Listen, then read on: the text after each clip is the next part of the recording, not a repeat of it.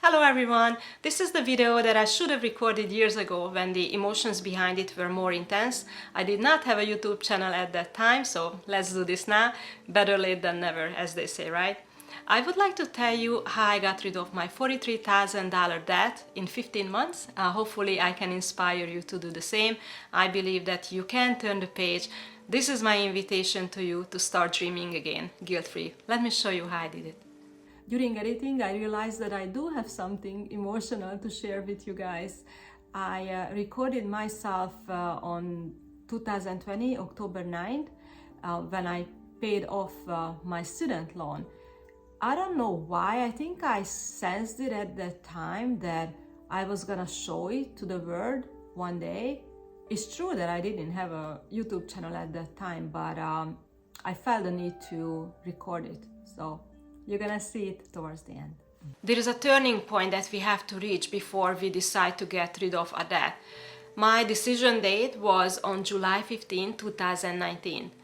I'm divorced, and I promised my daughter years before that date that I was gonna pay for her college education. I mean, I would pay half of it and her dad would pay the other half.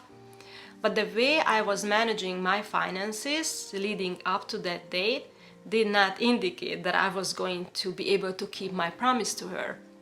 And I felt so guilty about this for years. You know what they say, that if you are not happy, your family is not happy. And I think I took this a little bit too far. I didn't buy too many clothes or shoes or bags, but I didn't have a high enough income and we were paying rent. So every little thing added up, and I would also take classes like dance lessons or classical singing lessons because I wanted to feel good about myself, and I figured if I'm happy, then she's happy, and we are good together. But I reached a point when I started questioning, like, am I gonna be able to keep my promise? And I kept playing this scenario in my head that the time comes for me to pay my share for her college, and I would say, sorry, let me perform a dance for you. Let me show you how I can do. Let me sing you an opera. And then it's just so surreal, right? Like, that's all I could have done for her because I couldn't have come up with the money. And that was such an embarrassing feeling that I played in my head, like ahead of the time, and I didn't want to reach that point in reality. So I figured that I had to make a change as she was growing up. At that time when I made that decision, she was already 15 years old, so I was already late to the game, I felt. So I had to realize that no one is coming. If I don't take action, nothing is going to change. I remember that I was on vacation at that time when I made the decision to get rid of my debt, and I could not wait to come back to the States and start working on it. Of course, I paid for my vacation with my credit card, so that was not a good feeling. And to be honest with you, I was not sure if I was gonna be able to go through with it, like all the way. I wanted to give myself 1 month to see how it goes. So the first thing I did was I listed all my debts. I faced the music, which is, they say, that's the hardest part. I kept track of my progress in Excel, and this is the very first list that I made, down to the penny. So you can see exactly what I started with.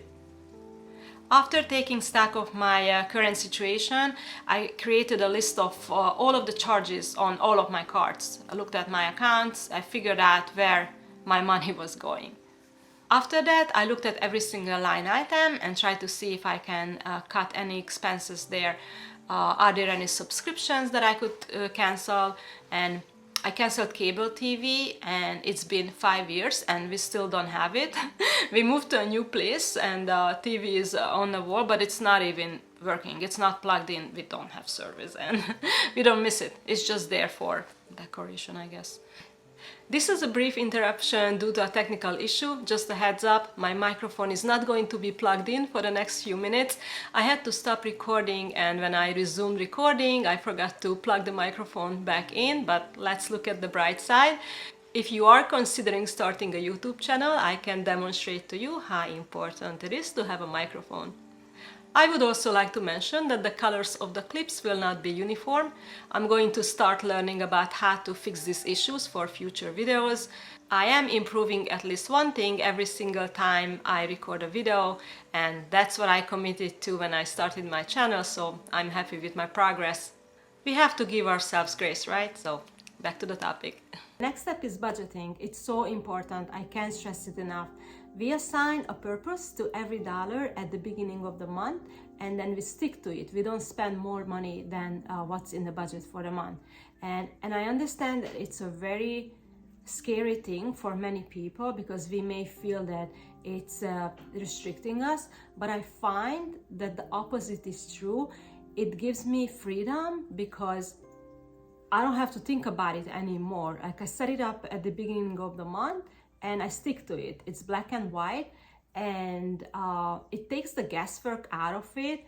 Instead of hoping, I'm planning, and I still do budgeting every single month. And that's a habit that I want to keep for the rest of my life because I find it to be very beneficial. There is a quote from John Maxwell that I'd like to share with you. He says that a budget for your money is telling your money where to go instead of wondering where it went. I find it to be true. You may find that it's going to take you a couple of months to set up a realistic budget.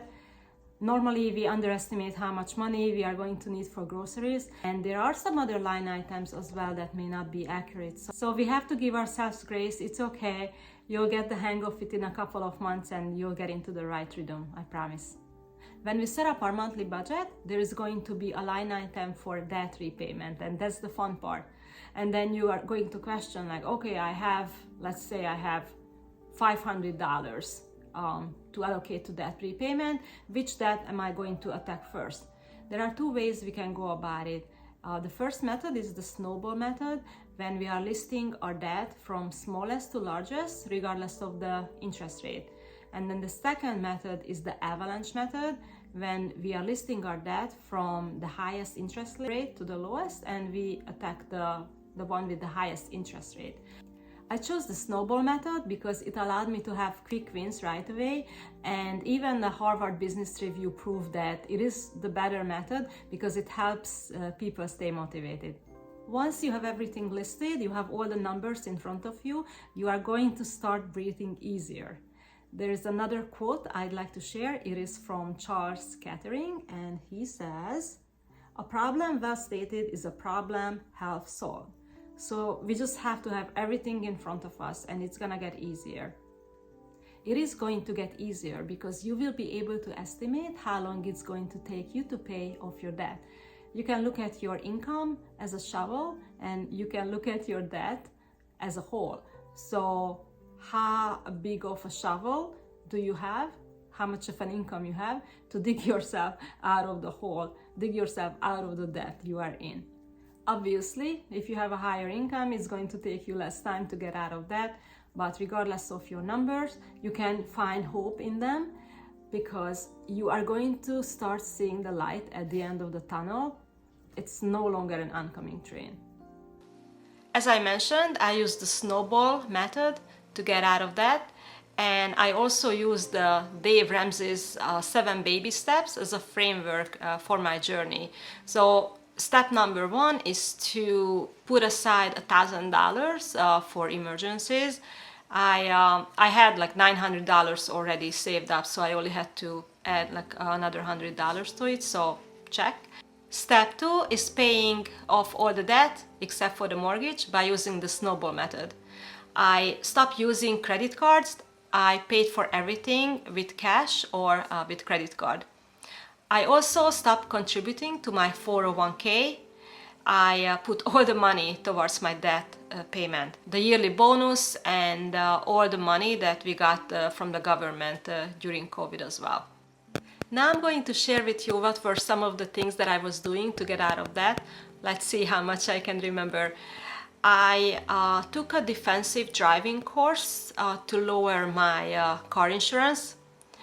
I sold a lot of things. I sold clothes, shoes, bags, household appliances, furniture, luggages, a ping pong table, everything that I could sell.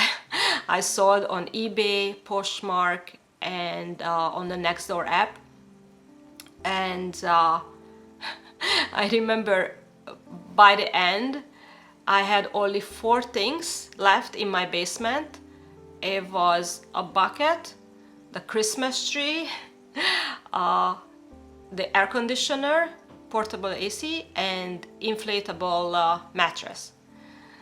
So, Dave Ramsey has a saying, sell so much stuff so the kids think they are next. So I was in that mode. I had people from the neighborhood coming over. I had like everything laid out in my living room. It was full of stuff, and there were some hoarders who came and bought a lot of stuff, so I was lucky. What else? I did not use air conditioner from July 15, 2019 through the end of that summer and next summer, 2020. No AC at all in the summer. That was a bit challenging. Also, I started running at the end of 2019, and I was coping with COVID with running, and I bought 2 pairs of socks, and I remember washing those socks almost every day. I purposely didn't buy more because I wanted it to be a reminder that I was on this journey, and I wanted it to be uncomfortable for myself. So it wasn't really uncomfortable. I gladly did it, just wash them every day because I was running every day. So just like a little thing. I hardly went anywhere during those 15 months. Of course it helped that it was COVID, right? But still, in 2019, friends would invite me to go out. I wouldn't go. There was a concert I wanted to see, Armin van Buuren. I'm like, you know what? I'm not gonna go. I'm just gonna wait until I pay off my debt. So delayed gratification, right? I did not go to the hair salon as often as I did in the past, so I saved some money on that as well. I colored my hair at home. I did not go to the nail salon. I did my own manicure when I did it. I mean, during COVID, I didn't have to do much, but yeah, so I skipped that as well. Instead of buying winter boots and winter jacket, I got them repaired. I found a place in town where they could, like shoe repair place, of course, they exist, and also they repaired the zipper of my winter jacket. This is the list of everything that I bought during those 15 months. I bought some like dressy stuff because I was working at the office. As you can see, I bought some of this stuff at the Goodwill or Salvation Army, and I bought the rest of the items on sale. I also did meal planning, which helped me save some money on groceries as well. And basically everything that I would have said yes to in the past, I said no to for 15 months. Here I'm showing you my monthly progress. You can see exactly how much money I paid towards my debt for 15 months.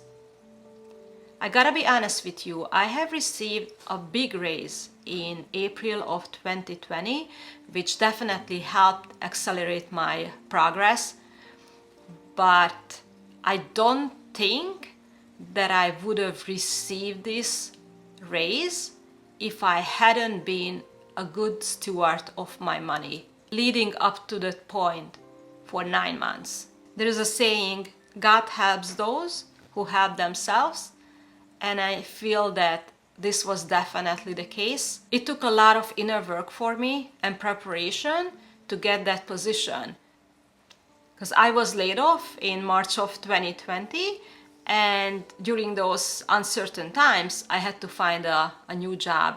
This was a big challenge for me. I prepped for it like crazy.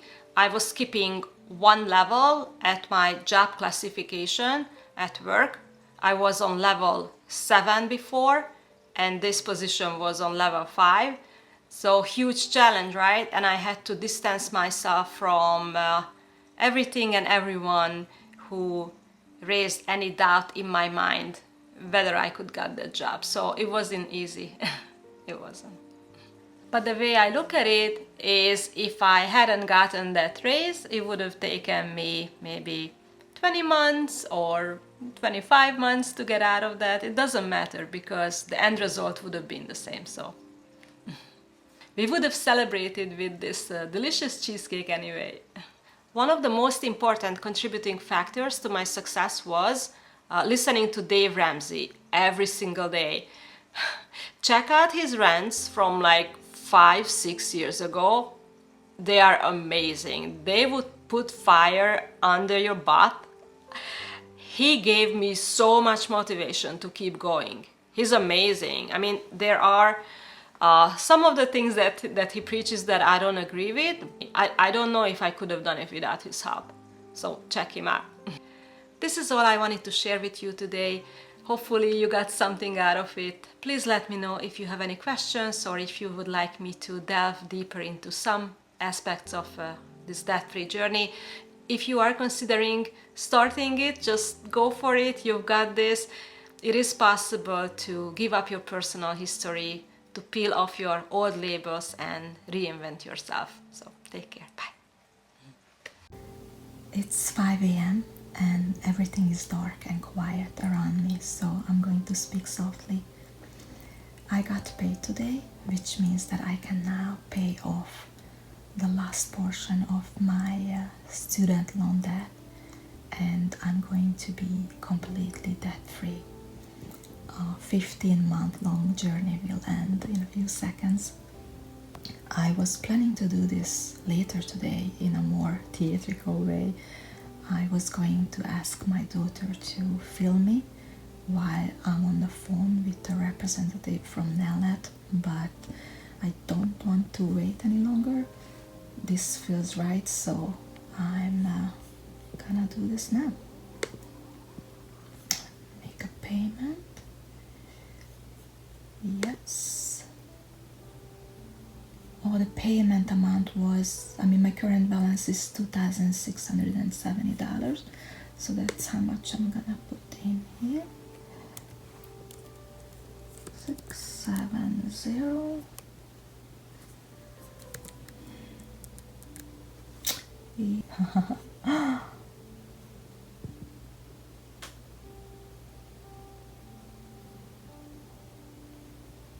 Exceeds $1,000. Yeah, it doesn't matter. I'm gonna proceed.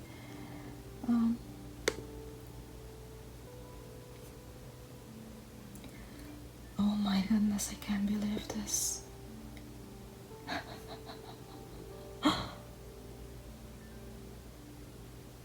Yeah, let's do this. Jeez. Pay now.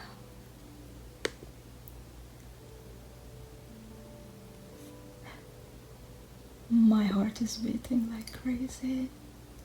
Guys, I am debt free.